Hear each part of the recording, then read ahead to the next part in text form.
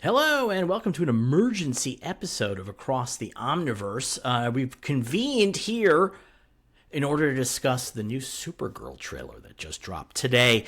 My name is Devin Faraci. I am one of the hosts of this program. Joining me, as he traditionally does, My name is Derek Faraci, and be useless, Nerys.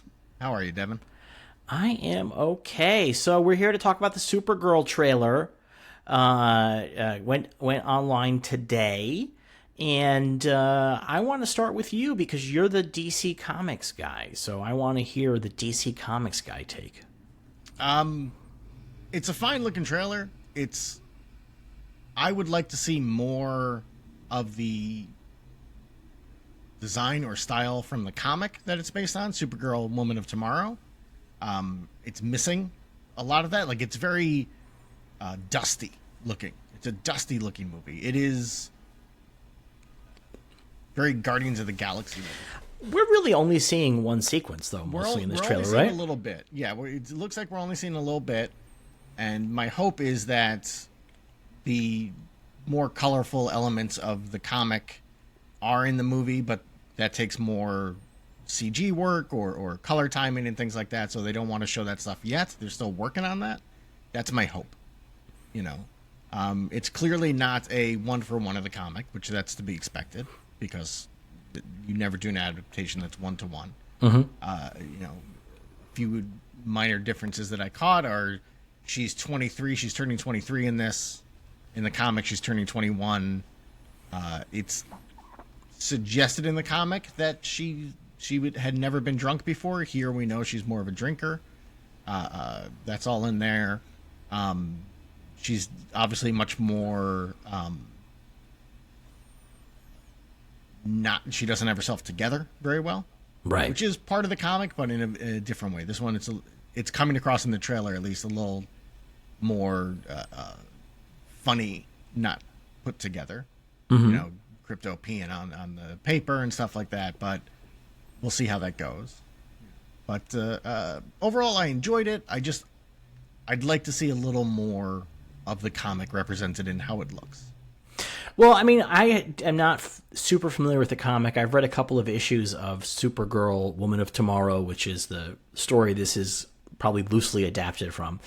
And it seems to me as if almost everything in this trailer is probably like from the first or second issue. Yeah, it's all very early stuff. Because there's a bar that on a planet that she kind of gets hired to go do a thing. And it seems like we're mostly seeing a lot of that stuff. It looks like we're seeing, the opening of her at the bar and the fight that happens there a little bit. And we're seeing, the pirates, which even in the comic, they looked a lot like the Ravagers from Guardians of the Galaxy. So that's, a fair one-to-one, I suppose. But not many aliens or alien-looking dudes. A couple, but not a lot. The budget is lower on this than it was for Superman, so I don't know how much wildness we'll get in that area. Right. But that's not a huge deal as long as there's a couple in there.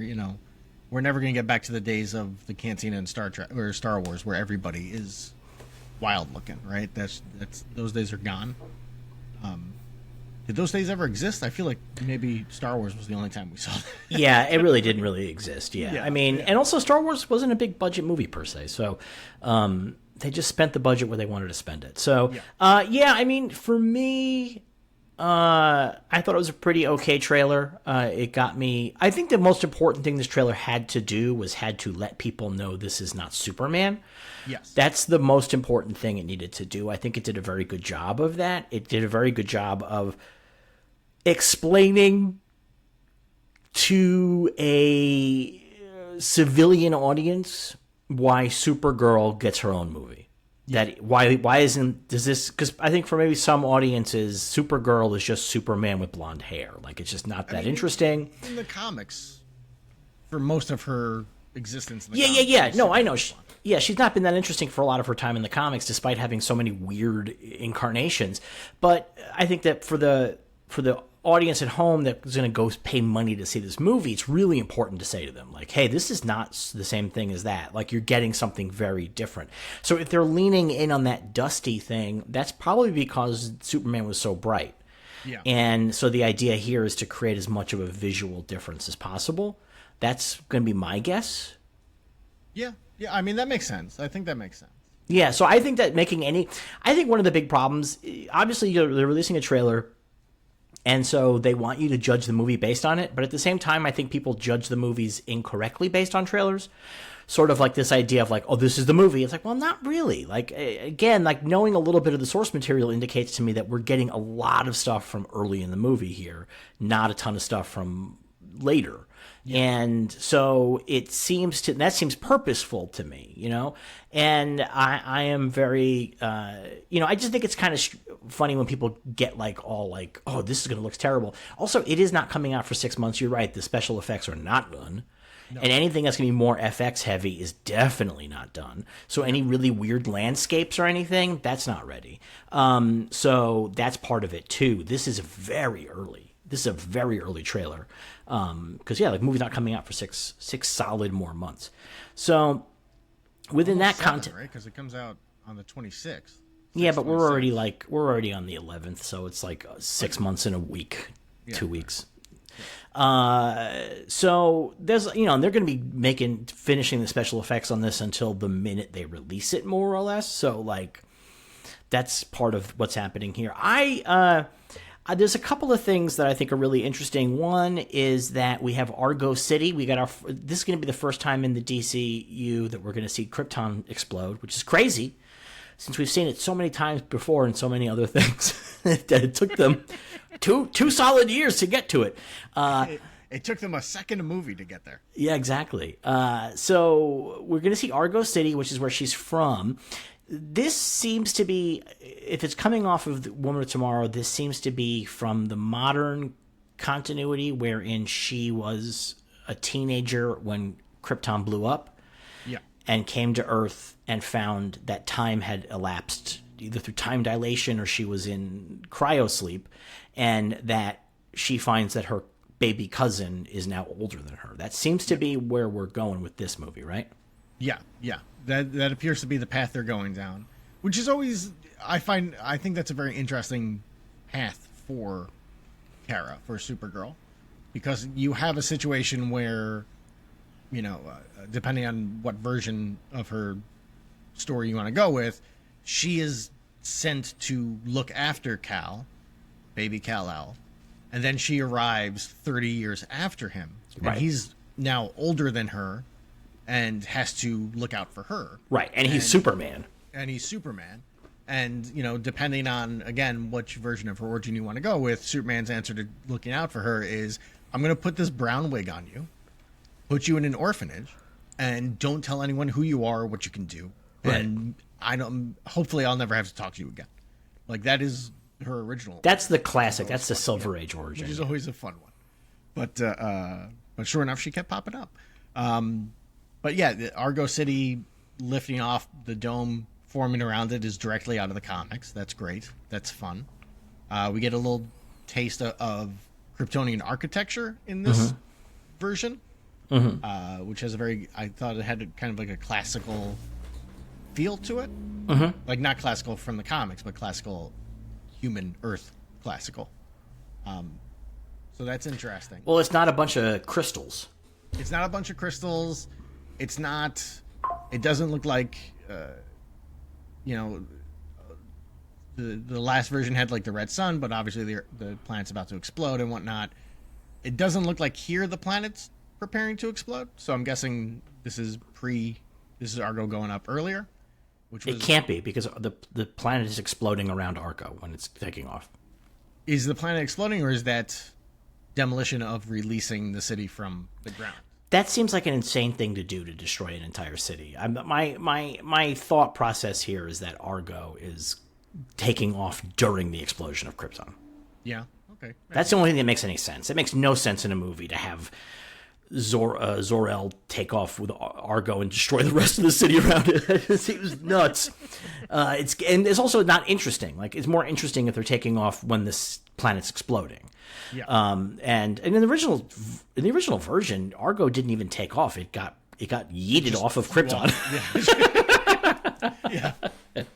So like, whoa! Yeah, so we survived. So my guess is that that's going to be the deal. That Argo is taking off as Krypton blows up. I just can't imagine that they're going to. I mean, there's a version in the comics. Again, there's so many different versions, and if I remember correctly, there's a version in the comics where Argo took off well before Krypton exploded. Right.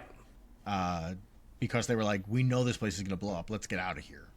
And Yeah, anyone that believed that was on there, except I guess for Jor-El and Lara, who were like, "Nah, we're going to hang out, and we're going to build a little tiny ship for our baby and then die instead of going off in the city." Right.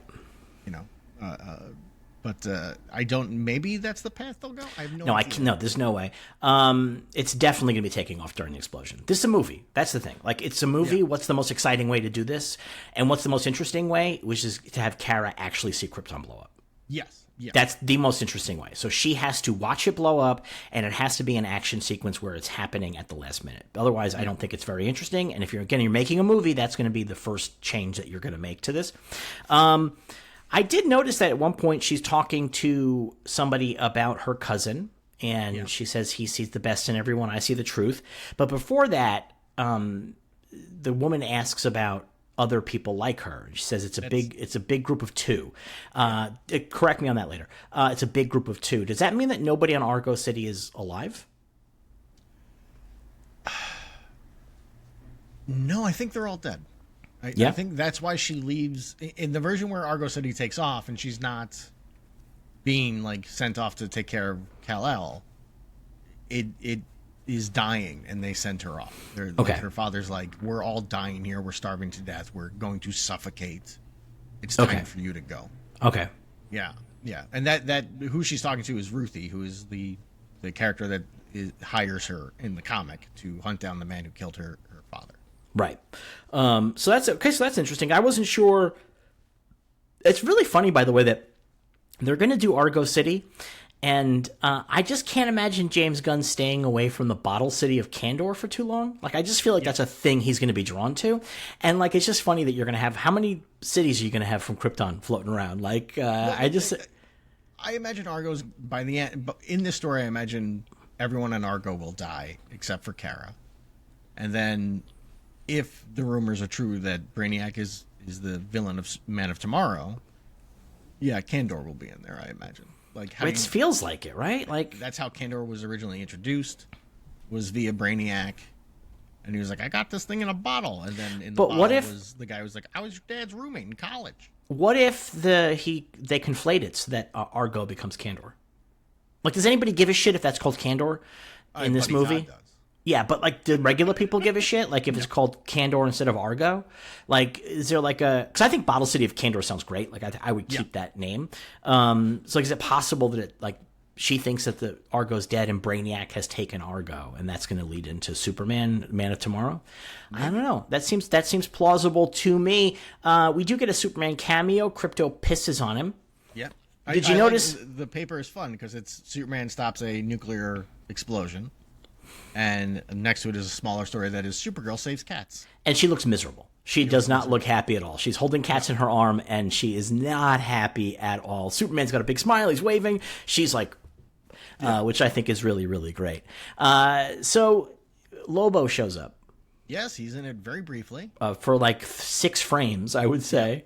But it looks like Lobo. They just made Lobo. Yeah. They changed his necklace, understandably. What's his necklace in the comics? In the comics, it's a iron cross. Oh yeah. Okay, that's right. Yeah, I get it. It's a grenade now. Yeah, no, that makes a lot of sense. Yeah, that's a biker thing, but the bikers did take it from the Nazis. So it's a very complicated series of things. So I totally understand why they would have done that. Yeah. And even without the current climate, I believe for Germany they would have to CG it into something else. No, the Iron Cross is okay, I think. Oh, is it? The Iron Cross existed before the Nazis. I know, but I thought they... I don't know. Anyway, I'm sure Mountain of Conflict will let us know. At any rate, he looks amazing. and it looks like a cosplay. It looks like not. I'm not saying that in a negative way. I'm saying that like in terms of like a cosplayer who is trying to recreate the look of the character. They have done that here. It's nuts. Yeah, it's pretty wild. It's pretty wild. And he's got the cigar. He's got the cigar, and I imagine the next trailer we'll see more of him. One would hope. You know, that they'll this is the initial trailer, and then the next one for the, you know, to push the masses a bit more, be like, Jason Momoa's in this. Yeah, one would hope. It's funny it took him this long to get the role that he should have been playing all along. Yes. Like, it's crazy. Like, this is so obviously an Instagram post Momoa did of a bad screenshot of the trailer. So it's Lobo, but he's all muddy looking. Yeah. And it says, Lobo, fragging finally. So he's very you know, supposedly smoking gets you an R rating now automatically. He's smoking the cigar. This cannot be an R-rated movie. Do you think the argument that they're going to make to the MPAA is he's an alien, so it doesn't count? It's a space cigar. It's a space cigar? It's a death stick. So it's okay. Did you read the latest DC KO Wonder Woman versus Lobo? Yes. God shows up. Yes. Pretty crazy. Yep. Very surprising. Lobo's don't spoil it for anybody who's not read the comic that came out yesterday. Good point. That's a good point. I mean, I've already spoiled it by saying God shows up. But the very first thing you see is God in the comic. That you don't know that though. Yeah, to be honest, I thought at the end of the book we would see that was Keith Giffen. Yeah, that was my theory. Yeah, so we don't know that, but yes, it's pretty wild actually. I'm not sure I like the comic, but it's pretty wild. It was enjoyable enough. The thing about this KO, I really like the art. The KO, the structure. We talked about how weird this comic is already, but the structure is they're all video game stories. Yeah, because they have a character select screen at one point. They do, and they level select. Yeah, they level select. Yeah, so it's kind of random, I suppose. Yeah, it's kind of weird, like how like because like I'm reading the Titans crossover, and they've had to evacuate the whole Earth, and they're talking about trauma and stuff, and then meanwhile over here the other characters are doing character select screens. And I'm like, this is just weird. Like the tone is everywhere. Captain Adam is telling Superman, "My power is over 9,000." Well, but also that Captain Adam versus Superman was pretty good though, because Captain Adam's like, I got spread to the four corners of the universe and nobody came looking for me. And I was like, fuck, that's dark. But yeah, you're right, because usually in these comics, like that'll always be like the story, like I have to go find so and so. But no, everybody's like, Captain Adam's dead. Oh well. Yeah, what are you gonna do? So I enjoyed this trailer. It does have a Guardians of the Galaxy vibe to it. I think it's impossible to deny that. This is the first DCU thing that James Gunn didn't make directly. But it does have his stink on it in a big way, including like when Call Me by Blondie plays, and then the camera pans across like the wreck of wherever she's sleeping. I don't know if she's sleeping in a spaceship or an RV. It's some kind of... Yeah, well, she's got an alien record player. Yeah. Which also feels very Guardians-ish. Yeah, because it's weird that aliens would invent a record player. And it does not help that the poster they put out for the trailer, she has the same headphones that Star-Lord has in Guardians of the Galaxy. Oh, no shit. Or at least the same design, I think. Looks like it to me. So I mean, like it does have a Guardians feel to it. That feels like introducing Star-Lord. Like he's obviously introduced differently in Guardians of the Galaxy, but I think you could introduce a character like Star-Lord that way. Sure, not necessarily hungover, but like he'd have like a woman in the bed, which we also had him happen with him in the movies as well. So it doesn't feel that far off. I'm okay with that. I don't really care that much, and I don't know that it's gonna be Guardians. I think that might be also part of the marketing. Is like, hey, we know you guys like Guardians. I mean, yeah, part of the marketing is that, and also it's, the comic Woman of Tomorrow has a lot of Guardians feel to it. She's fighting pirates who look like the Ravagers. She's carrying around this kid who's got like a traumatic event that they're trying to heal. Like she's got her own trauma to heal. Like, I mean, all those are basic story points as well. But like, there is she's walking around in a trench coat and stuff like that. Like it's a very different Supergirl than had been seen in the comics previously. Right. But it made quite a dent in people's minds that this feels like if you're going to adapt Supergirl, this is the way you go with it to make her different than Superman, to make her. It has to be, yeah. I mean, your other options are she fucks a horse. You can't do that. You can't have her fuck a horse, right? Or that's from the comics. She's goo. She's goo. That's another version. Or she's an angel. That's another version. That's the same version, though, right? Doesn't Matrix become the angel? It's all very confusing at that moment. It's all very confusing. I will say, Woman of Tomorrow has all of those elements in it in the comic. She fucks a horse? Comet shows up in the comic. I don't think we're going to see Comet. I don't think. My belief is that Lobo is replacing Comet because it's much easier to be like, here's Jason Momoa looking big and tough and beating up guys instead of, here's a super horse.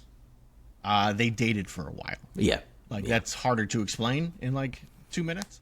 And you can have Lobo trying to date her now, being a creep. That really works. Or they could have dated in the past. That's actually really funny if Lobo fucks Supergirl. Very funny. That'd be a good time. Because the other thing is, I'm not trying to get Mr. Woke over here, but I am very woke.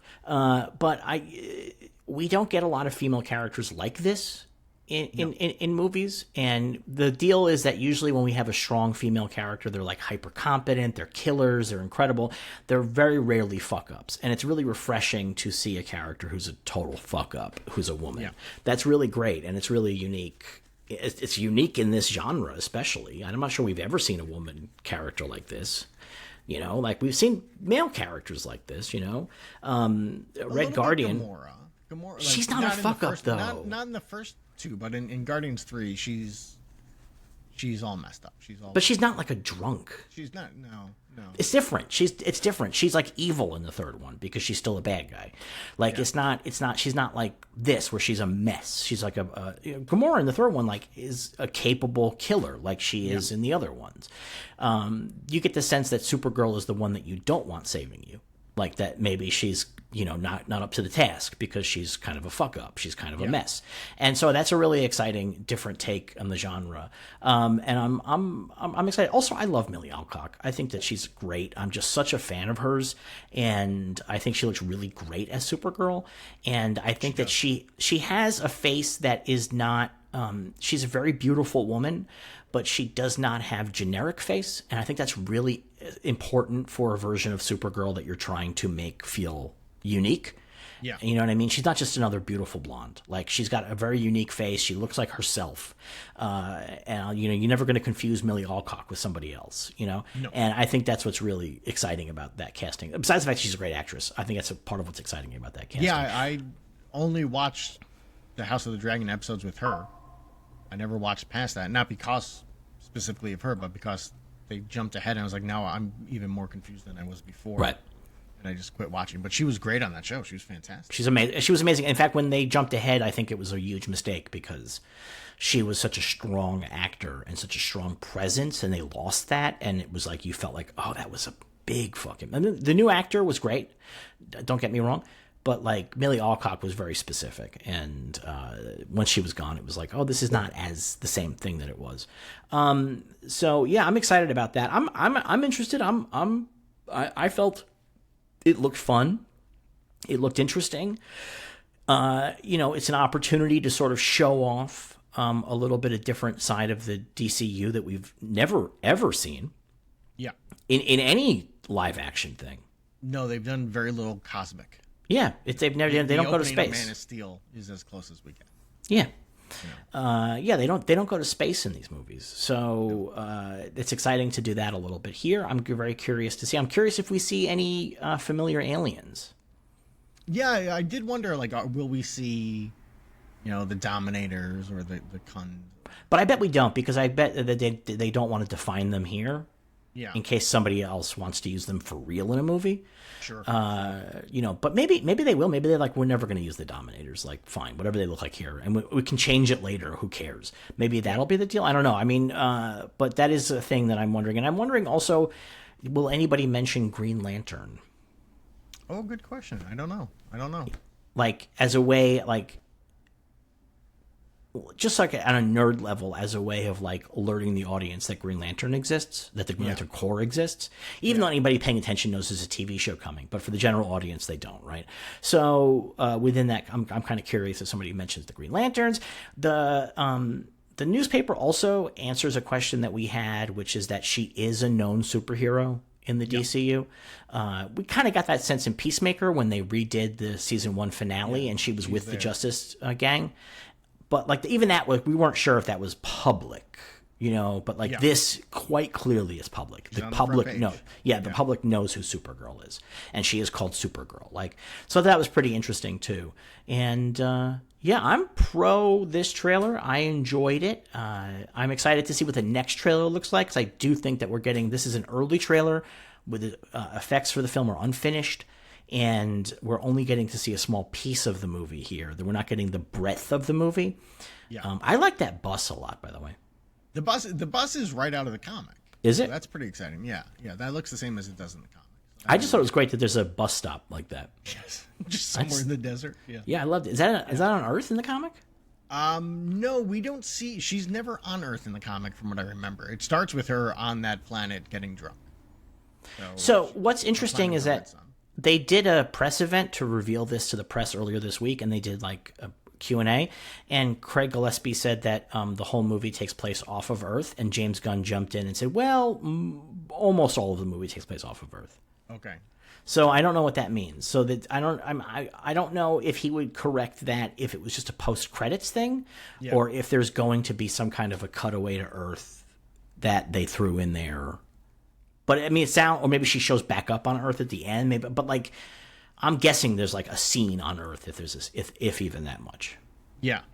Like I could see a situation where you perhaps reuse the ending of Superman when she shows up, and then instead of staying in the fortress, we follow her and Krypto out. Yeah, that could possibly be the case. Yeah, that could be the case. That could, to give a real sense of when this takes place for audiences at home, who don't follow this very closely. Like, they will understand that this takes place after Superman. Yeah. Because it could take place before Superman. Like, do you know what I mean? Like, there's no reason that it couldn't. Like, she had Superman dog sitting Krypto, but she had other adventures before they began. He was dog sitting. He just was dog sitting for a little while. Like, he was not dog sitting for years. Yeah. So did Krypto have his cape on in the trailer? No, but we only see him like when they're hanging around we only see him when he's hanging around wherever she's sleeping. But I kind of like the idea that whenever Superman is taking care of Krypto, he puts the cape on, and then she rips it off him every time. That'd be really, really great. I like that very much. I also very intriguing that Krypto specifically pissed on Superman's face. Like, does Krypto not like Superman? Like, is Krypto like, Mom, why are you leaving with this fucking loser? Like, is that what the deal is? Like, maybe. I mean, with her, he's traveling the galaxy. With him, he's trapped in the Fortress of Solitude. Yeah, just having robots yell at him all day. Yeah. Maybe he does hate Superman. That'd be actually, I would kind of like that, as like that he finds Superman annoying and boring. I think it would be really, really great. All right, that is our take on the Supergirl trailer. Any other Easter eggs or thoughts you have before we wrap this up? We see her on the Green Sun planet, which is from the comics. Mm-hmm. So that's exciting. Or it appears to be the Green Sun planet. So that's exciting. There's a fish man in the background. Where is she? She's screaming in space at one point. What is that from? I don't know that's direct from the comic. Okay. There is a moment in the comic where things are going real bad, and she gets beat up pretty bad, and she flies away to get away from the danger, and she kind of vents anger, and at that moment, like I said before, that the comic has moments that connect to all her different versions, like wings form behind her, like she becomes like the angel version for a moment, you know, and so I at least that's how I read it in the comic. So I don't know if it's that or if they're doing something a little different here, you know, because they're definitely not, again, it's not a one-to-one. Right. It never would be, yeah. No, it never would be. So who knows what they're changing around, how they're going to change it around. You know, I can't imagine it's going to have the same ending as the comic had, you know. Because it's a gangbang in the comic, right? Yeah. That's her birthday gangbang. Yeah. Comet brought all his horse buddies. We're definitely the only podcast that's going to be talking about that. Comet and its horse buddies having a gangbang with Supergirl. Let me tell you what. Yeah. I love that she dated a horse. That's just like so great. That's just so amazing. Her original superhero name was Mrs. Hands. and that changed. The horse was in human form. I think people at home should know this, that the horse was in human form at the time. The horse was a centaur who took human form, and then, was it Circe? It was some magician, I believe, some sorceress, turned him into a full horse. Right. And then he was just a horse, but sometimes he would change back and forth. Yeah, sure. I mean, it was clearly somebody at DC editorial was like, girls love horses. Give Supergirl a horse that she dates. And they're like, okay, I guess. So whatever. wild. Wild. Yeah. All right. We'll be back again with our regularly scheduled episode on Sunday night, Monday morning. Until then, may you be happy, may you be healthy, may you be safe, may you be well. But most of all, we'll see you across the Omniverse.